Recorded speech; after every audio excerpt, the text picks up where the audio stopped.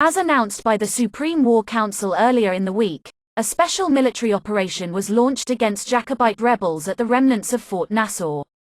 Just after 7:30 in the evening, Imperial Army forces numbering well over 40 dispersed rebel forces and dislodged them from the fortress, quickly garrisoning both inside and outside. Cries of "Long live Emperor Constantine" were heard from the city walls and inside the gates. Rebel forces and leaders who showed up to protest the special military operation were quickly dealt with and sent on a route, the few of them that bothered to come, that is.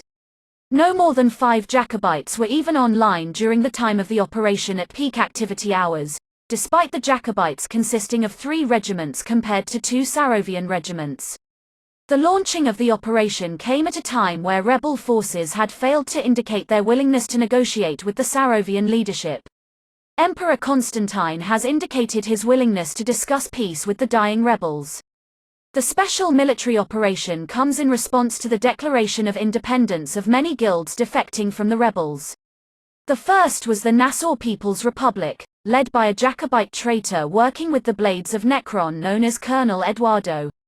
Colonel Eduardo is a Jacobite senior commander who defected to proclaim the People's Republic of Nassau and has begun dealing damage to the Jacobite rebels. The second is the Sacro People's Republic, which is led by a sergeant named Maximilian, who has been seen cooperating with Eduardo. The last is a Ukrainian-themed guild led by a former Jacobite captain who has defected. All of these individuals and guilds have reached out to the new Sarovian Empire for assistance, but so far the Crown has not responded to any of them.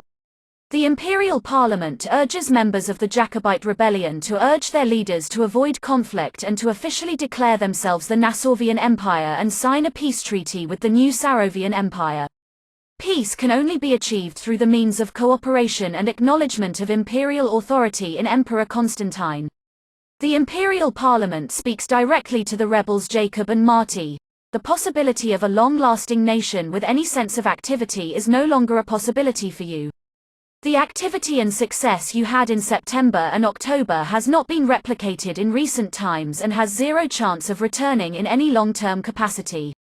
The possibility of dictating peace on your terms is a fantasy and is no longer a reality.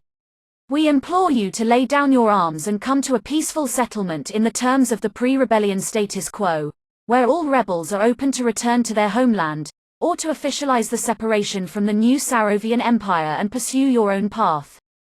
There is no possibility of Sarovian surrender as you wished for in October or November, but there is hope for a return to your homes. We do not hate Jacob. We do not hate Marty. We do not hate Koji, Lancelot or Coffee. Return home or forge your own path, but be aware there is no hope for those who call themselves Sarovian while going in open rebellion against their monarch. Long may Emperor Constantine reign. Stefan save the legitimist government.